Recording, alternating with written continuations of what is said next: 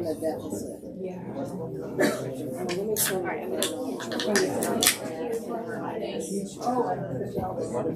Oh, sweetheart! We'll do a little intro. Okay. And then we'll use your mic.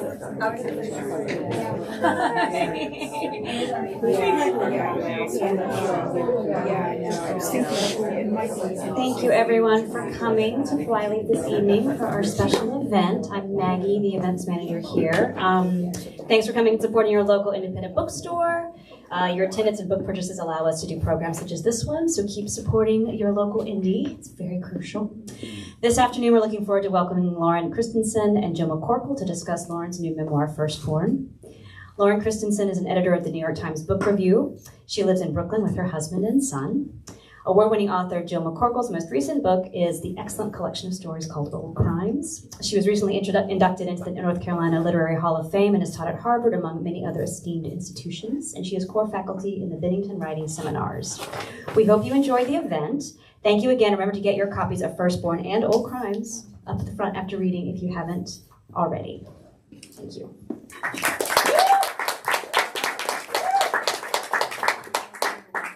Thank you for being here, and Lauren, thank you for asking me to join you. I love this book. It is so moving. It's a celebration of the life that you fell in love with, and it is a grieving of that same life, and beautifully written, and there's not anyone with a pulse who could read the first sentence of this book and not keep going to the very end. I think the only times I stopped was to take a deep breath and maybe to get a Kleenex every now and then. But it's just beautiful. And I thought we would just open with you reading a little bit.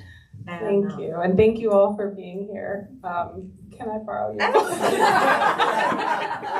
Or like someone. Sorry, that's totally unfair. Thank you.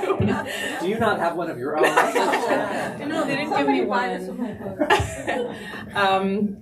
So it's kind of hard to find a passage that doesn't require context. So I'm actually just going to read the very beginning and the very end because they kind of stand alone. So, some days I still think this is all just a sad story I'll tell Simone one day. That when the crying nurse brought her body to me, still in the hospital bed, an epidural and an IV and a catheter still inside me, and a blood pressure monitor still Velcroed around my right bicep, I'd just taken a bite of a banana. That it was the first solid food I'd eaten in 20 hours, the obstetrician having been uncertain whether I'd need an emergency cesarean section, in which case I couldn't have anything in my stomach. I hadn't needed a cesarean, and now everything was over, and I was hungry. That when I saw the bundle of white cloth in the nurse's arms, I instinctively handed the half-eaten banana to my husband, so I could reach out my arms for her. She was even more heavily swaddled than most newborns because the doctors and nurses hadn't wanted me to see the swelling that had accumulated around her head and back, inside her abdomen, underneath her skin. Are you sure you want to see her? The obstetrician, Dr. R., had asked after pulling Simone from my body, stillborn and breech, at 22 weeks gestation. Her voice was gentle and deep, and she held both of my hands in hers. There is a lot of swelling. I understood she was only trying to prepare me, this mother of daughters. I have a Lauren at home too, she told my mother the previous morning when we'd met for the first time in her creaky Upper East Side office. I understood that she only needed to hear me say it. There was nothing in the world that could keep me from her. I was not afraid to see my child.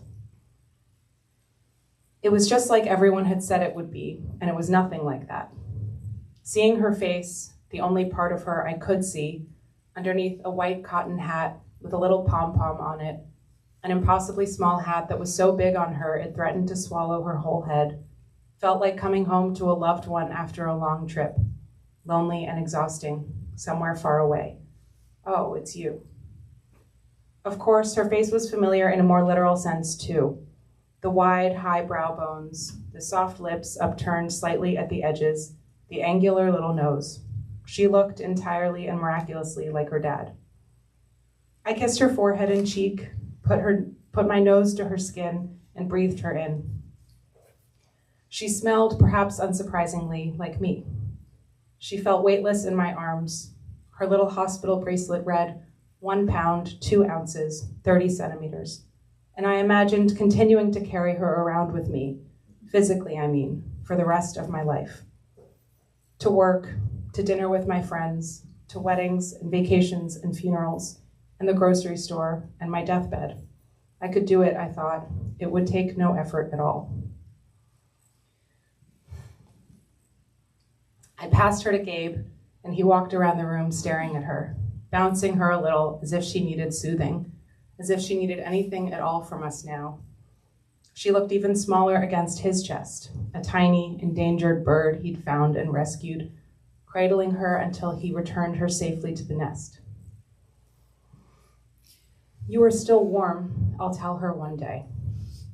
Your eyes were closed, you did not cry. You were peaceful. You were the only perfect thing I have ever done. Later, I would try to imagine how Simone would have looked in a year, in 5, in 40, what her voice would have sounded like, her laugh, her cry.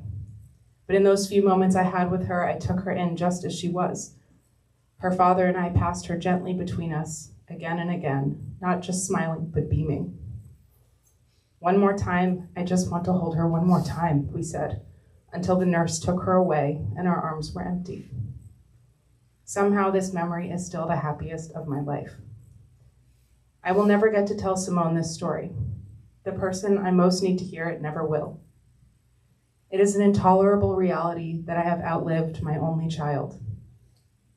That what cells remain of her are collected in an oppressively small porcelain urn on the dresser beside our bed. A frail vessel painted white with a bird and branches on it. The lid sealed only with Scotch tape because the funeral home wasn't sure, we weren't sure, whether we planned to scatter her ashes or preserve them. That no matter what we do with them, those cells will never develop or multiply enough to comprehend such things as fear or urns or sadness or stories. Stories like this one are for the rest of us, the ones left behind.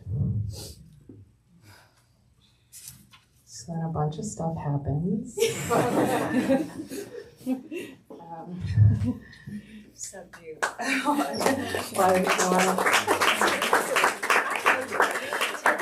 that deserved a round. Thank you.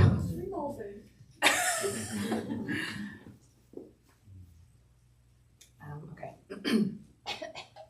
Outside the door of my hospital room at Lenox Hill, someone had hung a plaque, a small tile painted with an orchid and raindrops. My mother told me this months later at her kitchen table. She'd seen it as she and Tom and Gabe stood outside my closed door, listening to my wails as the epidural needle threaded through a nerve in my spine. She thought they'd hung it so nobody in the hospital, rushing through whatever rounds they had to do, accidentally walked into my room without knowing the baby being delivered in there was already dead. As with the blue trim tiles in the first home she brought me to, I never saw this tile either, this functioning symbol of my sorrow, this warning to all who might be expecting happiness not to seek that in here, not now. I know there will be happiness again, in whatever form it happens to take.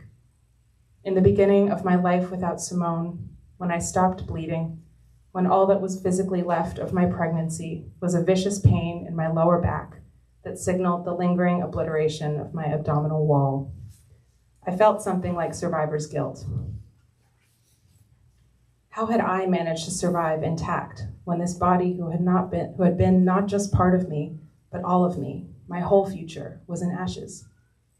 Lighter things will happen to you, a stranger tells McCracken, it's Elizabeth McCracken, early in the book, and your child will still be dead, and you will spend your life trying to resolve this. I will spend my life comparing every minute to the corresponding one in the parallel universe where Simone got to live. Now I would be 22 weeks pregnant. Everyone at the memorial service would notice my belly and politely congratulate me. taking note of the solemn march of time. 94-year-old man leaving this earth, his great-granddaughter taking her place in it. Now I would be 40 weeks, experiencing labor for the first time, gratefully blind to the truth that such grueling effort could have any other outcome than joy. Now she would be a month old, my mother coming to live with us for weeks. Maybe my brother too would come visit, and Natalie, Tom and Debbie, Mike, Liz, Caroline. I would be exhausted, I would be frustrated, maybe even depressed. No matter what I felt though, she would reach for me every day, helpless and hungry. Now she'd be 4, trying on sneakers at Fleet Feet on Franklin, Gabe tying them up for her and pressing his thumb to her toes that look so much like mine, asking her where they begin, if this pair is too big or too small.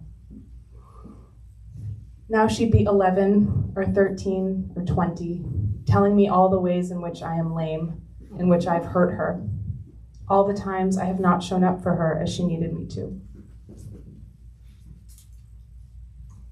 These moments all belong to what a new, very pregnant friend recently termed my ghost life.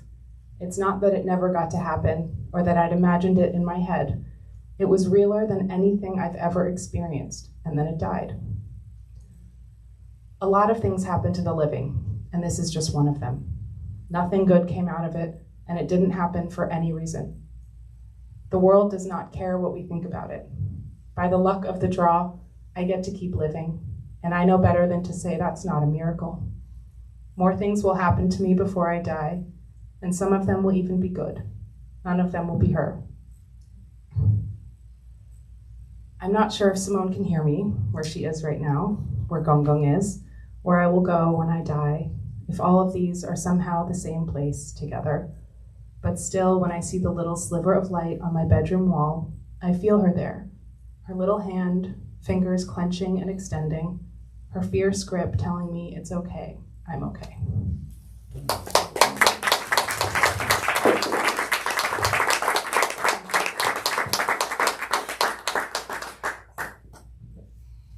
It is such a beautiful, moving book about grief, and it's completely intimate to Simone and the loss, but it also opens up to grief at large. There are other grievings through the telling, your grandfather, beloved pets, and what I came away feeling is this great respect for each singular grief, no two that can be compared.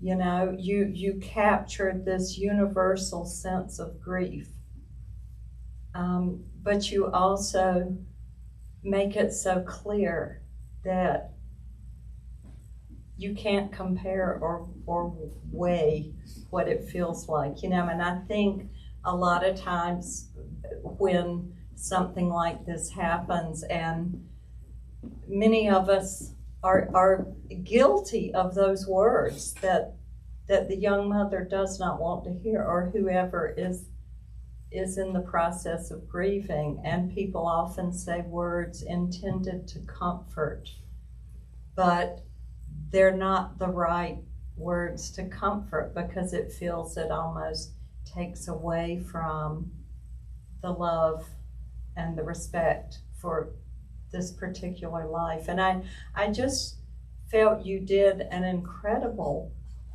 job balancing all that throughout. Now you're someone who spends your life on the other side of the desk, making sure that those balances are on the page. And I'm just wondering if you'd talk a little bit about the process, because it reads like a torrent of emotion, like there's an urgency on the page.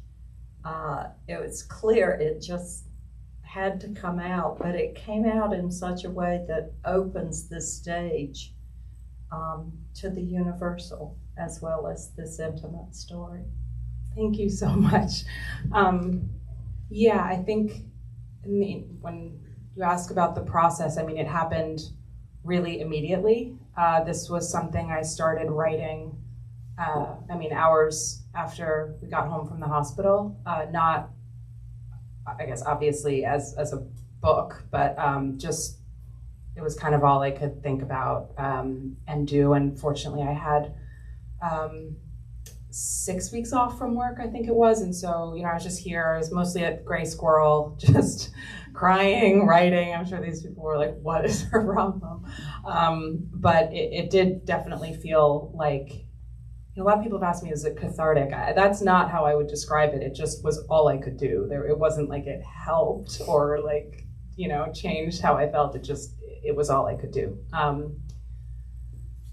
I think in terms of being on the other side of it, I don't think that helped. I think it was a wonderful relief to be the writer, not the editor, to kind of let it be someone else's problem to fix whatever imbalances there were. I had wonderful editors who really pointed them out when there was something that I maybe was shying away from. My agent too was really good at pointing out things. I can't really see my own life objectively, so when it was clear I was kind of talking around something, I have a real respect for editors, so that was nice to be on the other side. When you mentioned the thing, kind of a grieving mother maybe doesn't want to hear, and I assume you're referring to like you'll have another,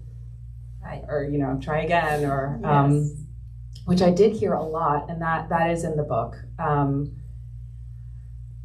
In terms of the process of leaving my feelings around having another child in the book, that was an incredibly difficult decision.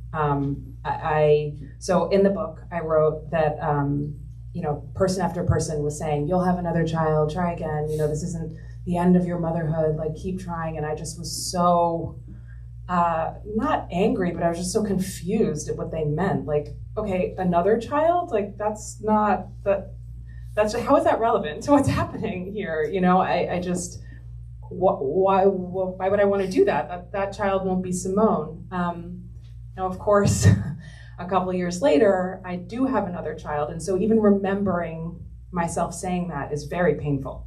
The thought that I ever might not, that child won't be Simone. I mean, and he's not. He's not Simone, but, I think it is really important to hold those two things separately together, just both at the same time. That when I was pregnant again, when I had a healthy pregnancy and a healthy son, that joy is completely separate from the grief that I still continue to have for Simone. It's not a happy ending. It's not like, oh, well, this is a story of my motherhood and we had a setback, but then we got there. That is not how I felt at all. That said, imagining Noah like ever knowing about this, or let alone reading it, is very difficult. So we'll just have to talk to him.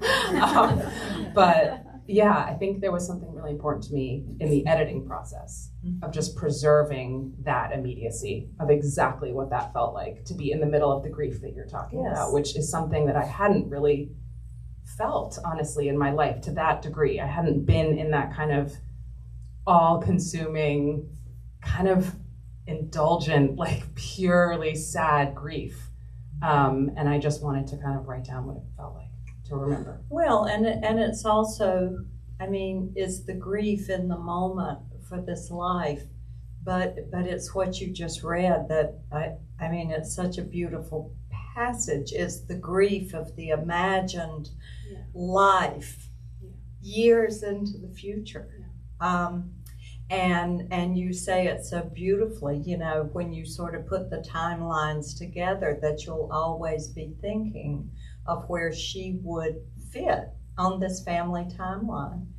But you also deal with those things that get said in a way that that's kind, even if you felt angry in the moment, because, I was reading it and I immediately say, I'm guilty of this. Like, I think I saw Gabe, and what came out of my mouth is, oh, the happy, because I was looking at pictures of Noah, but I remember, and then I remember right after that thinking, oh, but that wasn't the right thing. I don't think it's not right. But it preserves the life that was lost. And I think that's what this book does, and I like to think, in the future we'll read about the joy Noah. You can write about himself. But there is, I feel everybody recognizes and learns something from this book, as well as experiencing or imagining such an experience. And I also was so taken by the generational story. You read the part where the doctor said to your mother, I have a Lauren at home. And one of the most moving passages to me is when Gabe goes upstairs to talk to your mom when you're making the decision and everything is mid-stride, and your mom says, she's my that was a place that just really got me emotionally, because your mother's up there saying, but Lord, that's my child. And then you have your grandmother waiting for your mother to arrive. And I thought, wow, it's just this beautiful stepladder of mothers still mothering. Yeah. I guess for anyone who hasn't read it, we had to make a decision here at the time. So I needed a termination. I had to terminate for medical reasons, because her organ failure, Simone's organ failure, was putting my life at risk. And at the time, the law prevented termination after 20 weeks and 6 days, which I was. And now, of course, it's 12 weeks.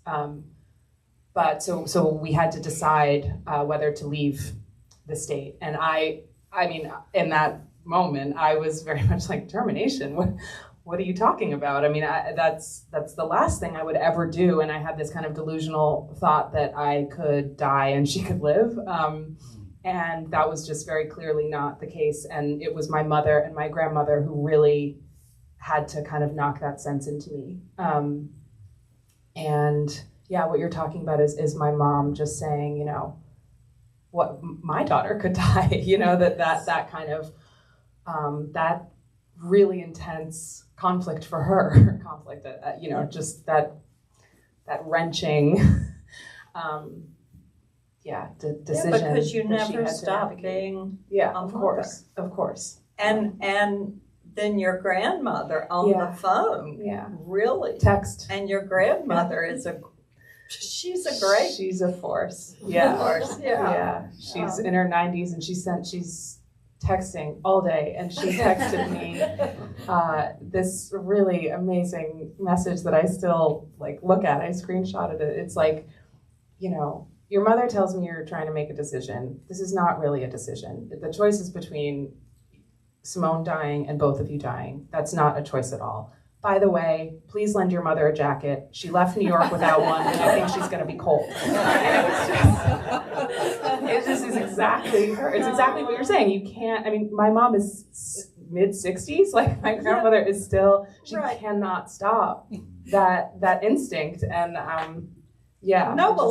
at the funeral of your grandfather too, where she gets up and kind of calls on people, who are not prepared. Yeah. She's. It was an interesting time for our family for sure. But it's wonderful. There's. I found it really chilling though that you did have this kind of sense of something. And maybe you can share a little, because what when you say to Gabe, death comes in threes. And there's something so ominous. And all I could think about is the juxtaposed timelines, because if we didn't know what had happened and we were witnessing it in real time, you would knock wood and say, "Oh, Lauren, don't say that." And yet knowing, that you made that, you must have had a sense. It's hard to answer that in any kind of coherent way, so I'm gonna try. As Gabe or anyone, I guess, who knows me very well knows, I'm constantly bringing up the worst possible thing that could happen, and I'm saying, what if I'm sick right now, and it's like, just all the time. What if I throw up right now and it's so embarrassing? Just all kinds of things. And Gabe just kind of has to be like, why would that happen? So I don't want to say that there was no part of me. That there were, I never felt her, so that was something. But it was, early enough that didn't, I could kind of turn away from those worries. I think for me, there's so much in this book actually about, and I felt like it was important for me to give a backstory of just my intense hypochondria throughout my life, and just this kind of constant vigilance that I've had since just childhood. I maybe some people can relate. I think just the general kind of anxiety of like growing up and being an adult, but I felt so, the verbal knock on wood, it was almost like if I put it into it, if I spoke it, that would kind of neutralize it in this way. It's like, well, so one of the moments that you're talking about is when we're driving over to like the appointment where we found out Simone was dying, the anatomy scan at 20 weeks, and we're driving and we're so excited to see her, and I turned to Gabe on like Estes or whatever road we were on, and I was just like, what if it's not okay? What if she's not okay? And he just, instead of doing what you always do, which is like, she will be fine. Gabe's such an optimist, like everything's gonna be fine. You actually said to me, then we'll get through it. And like that is like, Gabe had the premonition or something. And I recognize in myself, my impulse was just, okay, if I say it, that's not gonna happen. How often is the exact thing that you don't want to happen the thing that happens, right? It was almost like a protective thing. And yeah, we got through it. I don't know. I continue to do that though. Just what if this, but it doesn't protect me, it turns out. It is so interesting, the power of the word. And as an editor, of course, you know this, the difference, right. The different weight of the word spoken in the present and the word viewed from hindsight with more knowledge. And you maintain that duality. Throughout the book. And you also give us a lot of information about the process, but in a way that we understand, take in, and included in that is, of course, the mixed kinds of response you might get from the medical community. Quite a wide swing there, which is a difficult part of the journey, I think, but all informative, and I felt written with a very even hand. So were there early drafts in the moment that were, did you, or was the writing of it your way of sort of keeping it all balanced? In terms of how I felt about how the medical community treated me, I think honestly it's only with time that I've come to see it with any anything approaching objectivity to be like, that was really weird.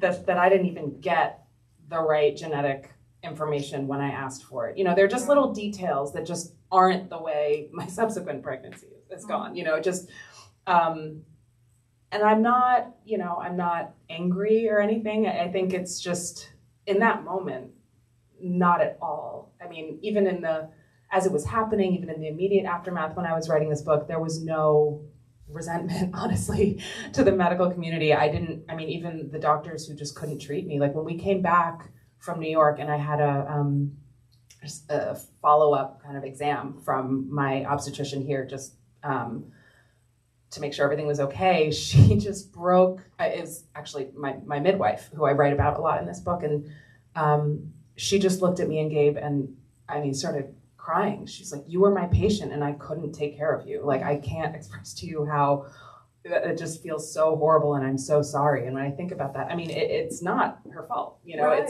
And it wasn't, and the book is also not, and I was very conscious about making it specifically not a political book. Right. I don't have any, whatever policy recommendations I might have are not in the book. I think it was important to me to just show you what it looks like. And just, this is what happened. So And you did. you can make of it what you want. And even, things beyond another person's control, but the discomfort, like you're told, oh, but they're closed right now. You've got to wait until, and just that kind of wait period that is so painful. Oh my God, yeah, going home that day without any answers, without having any idea what was wrong with her, what was going to happen. That was really torturous. I think,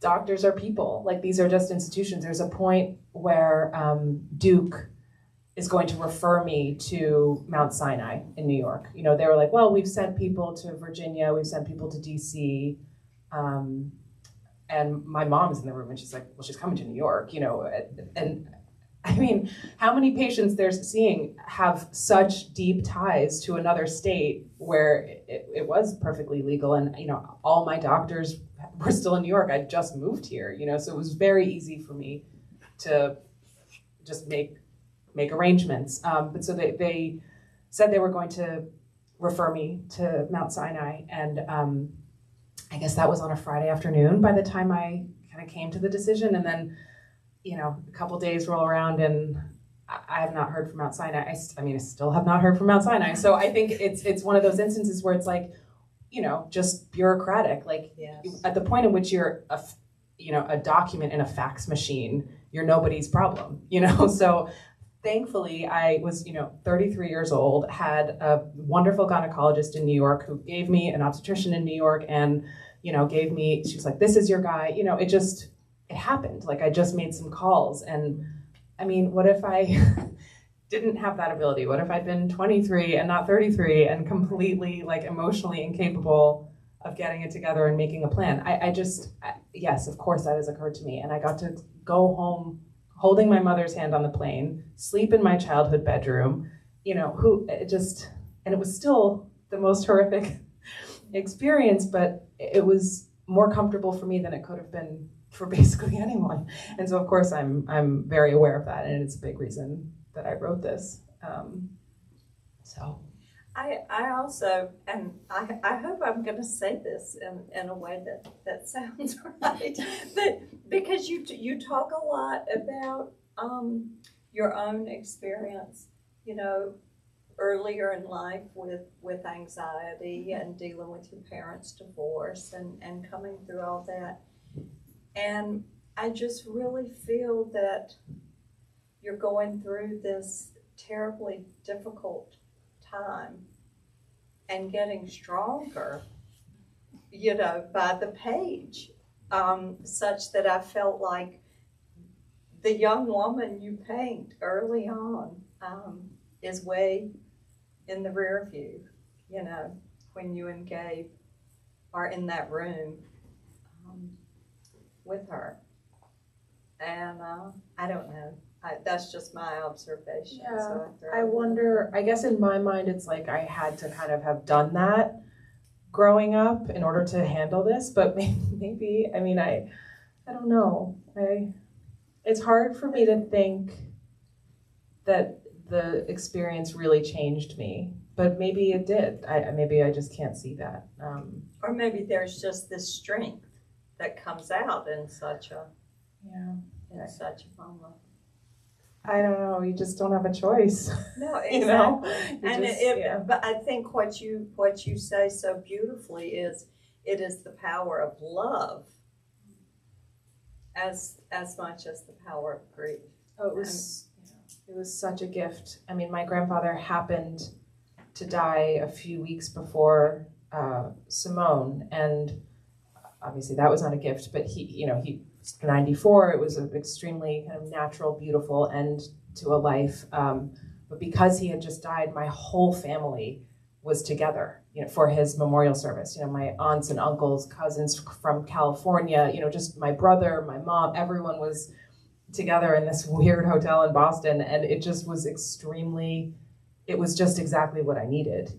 Talking about it, not talking about it, whatever. I just needed them there with me while I was a complete nightmare to be around. But it was, that was just weird timing and very meaningful to me. And that's when you were listening to the Elizabeth McCracken. Yes, which I referenced at the end of it's a really spectacular memoir. Elizabeth McCracken's, it's a long title, An Exact Figment of a Replica of My Imagination. Exact replica of a figment of my imagination. And it's a memoir of her son's stillbirth, I don't know, maybe 20 years ago at this point. But I had not known that this book existed before. I was just in Boston kind of looking for something that I could possibly, absorb at that moment. And that turned out to be a complete lifeline, and was another kind of little nudge once I had written down what had happened, like, okay, maybe other people would want to read this.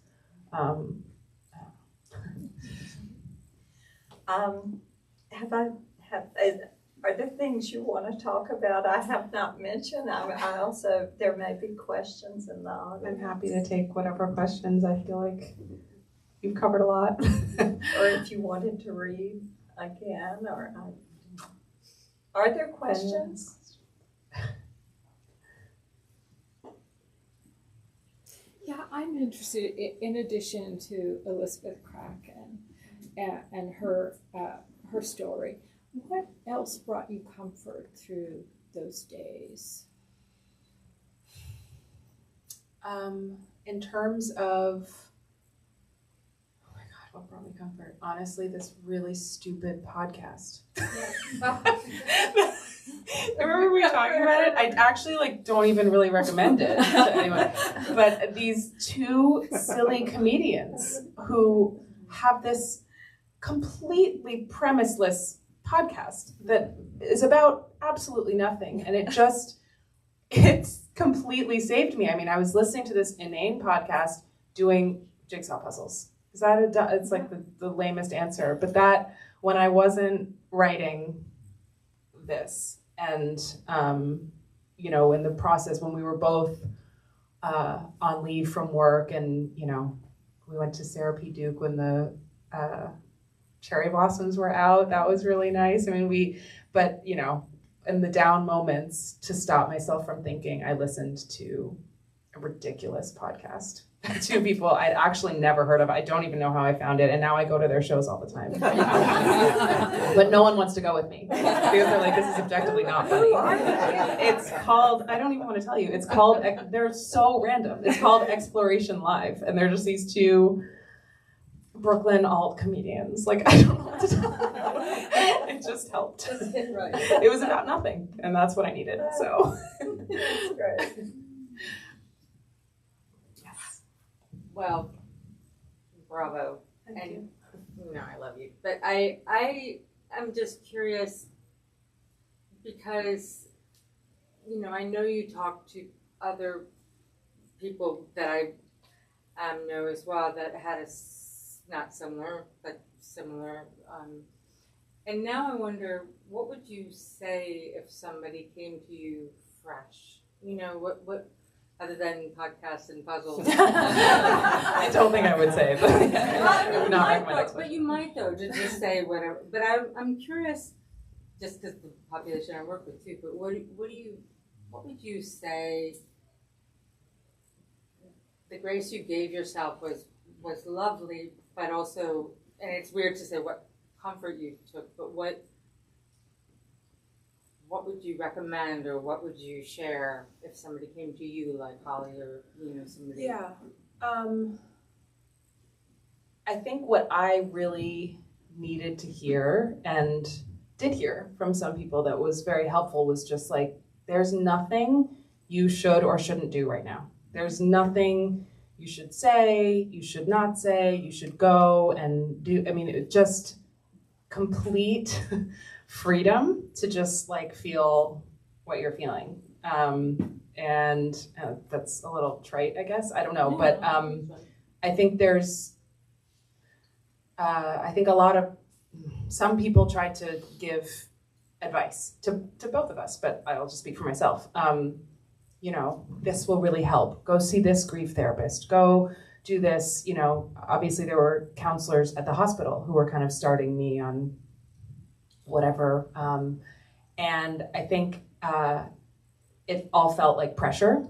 And I'm someone who actually does pretty well with pressure usually. So like, if I'm not enjoying these assignments, I don't think they're really right for this time. So I think just total permission. I think I mentioned earlier just that I have this really intense memory of the like immediate grief period as feeling very indulgent, which might be a weird word to use, but there was a feeling that like part of me knew I would not be that sad forever, and that in itself felt sad.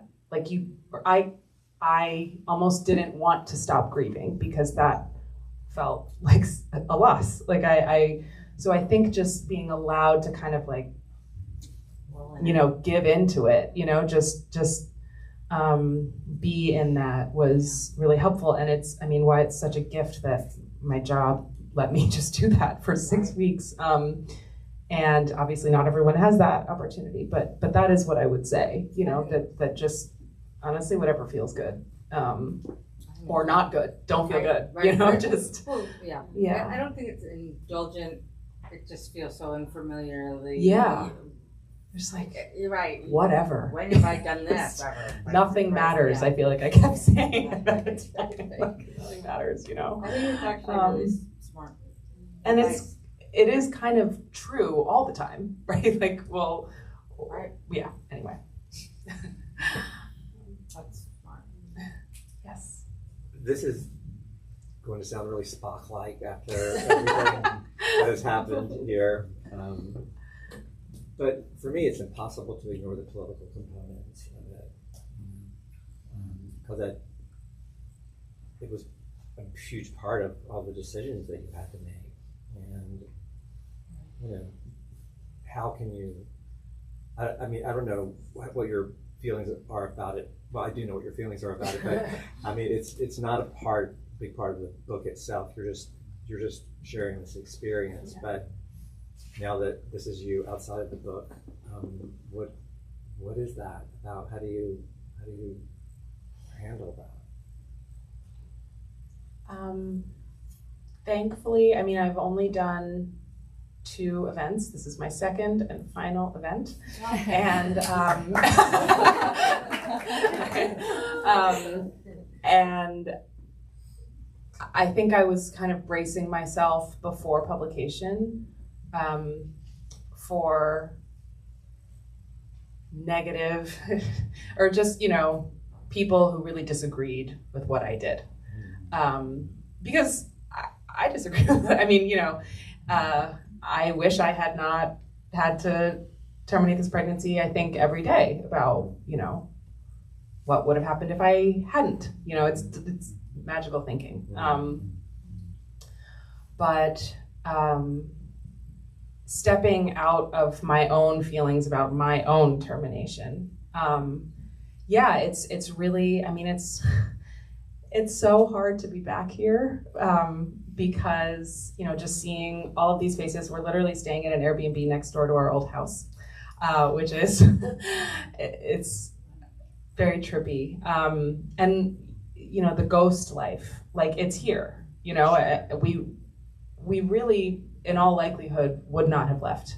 I mean, I guess I have my job, but, you know, I really see our life with Simone being here. And it was when I got pregnant the second time.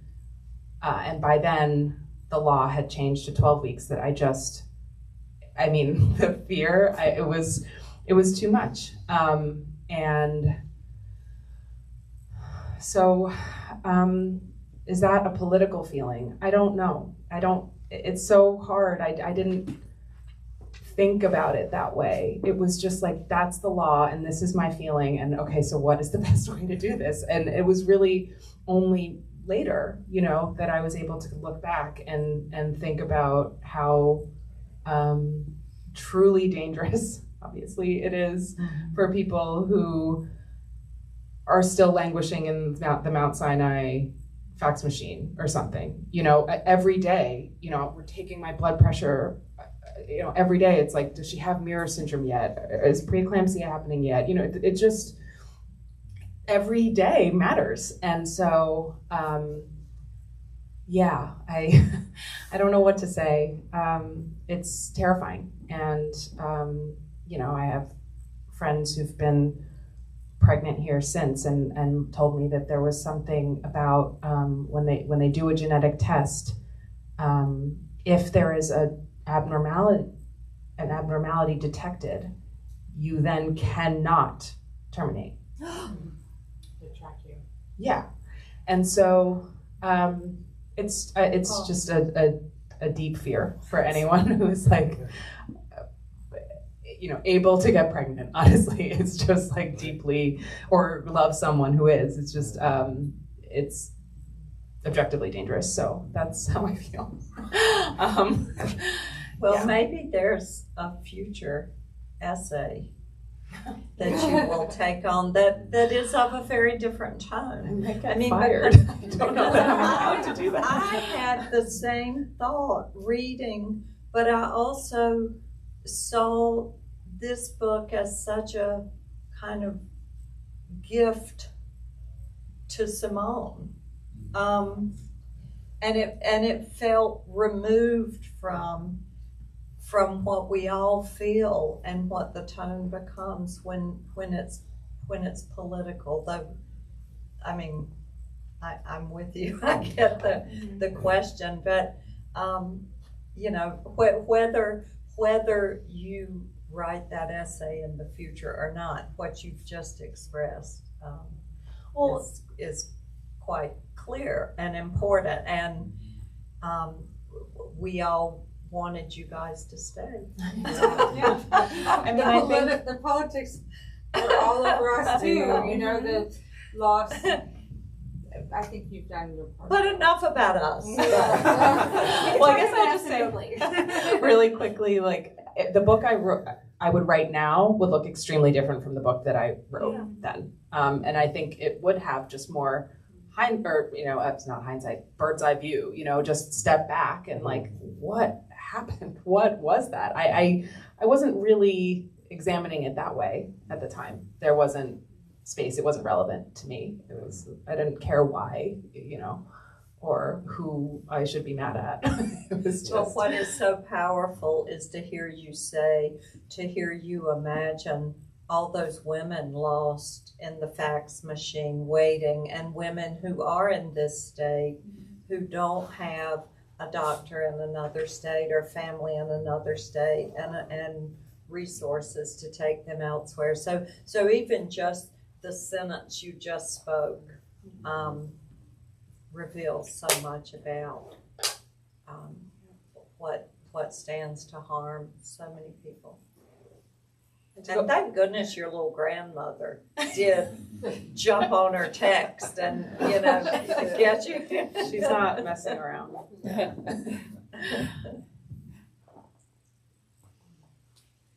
Any other comments? I don't have a watch on me. I don't know what we've done, and I there may be other comments or anything else to say, Lauren, Ellen. Well, the thing about the political versus the emotional is like, as the reader, it's impossible. I mean, to read about what I understand your story is. I haven't read your book yet, but without feeling. I mean, the political is emotional, and this is a big part of.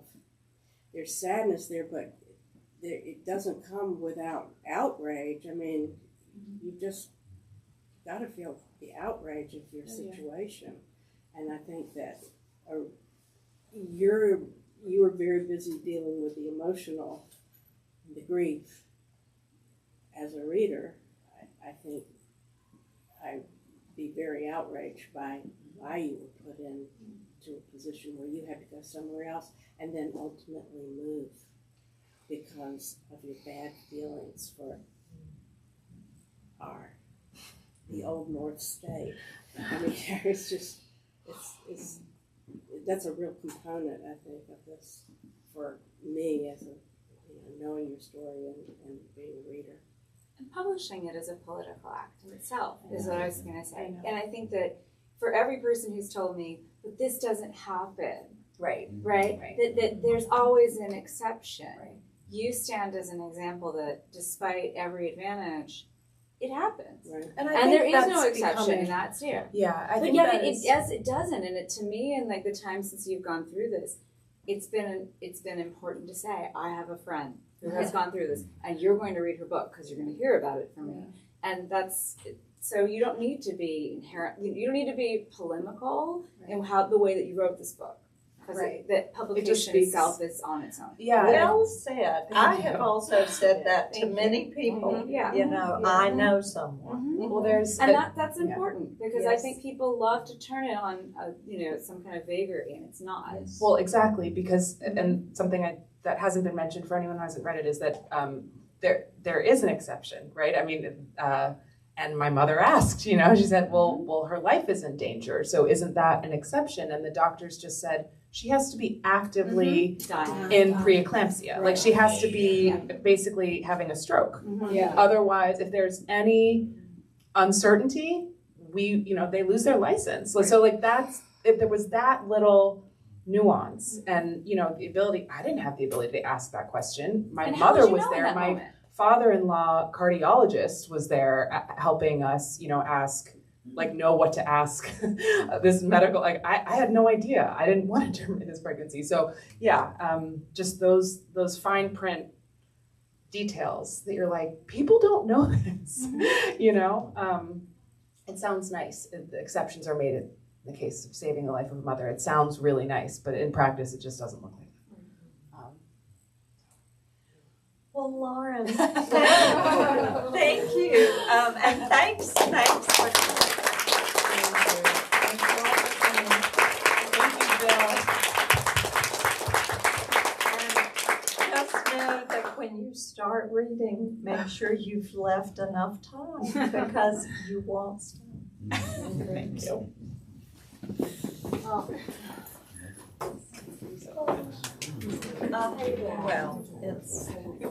it is so powerful. And I just think it's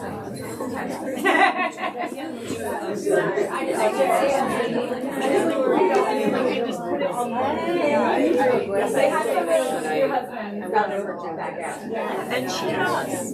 That's why I'm glad it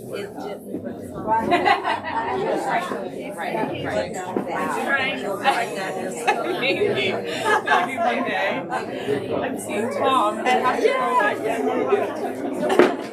Bye.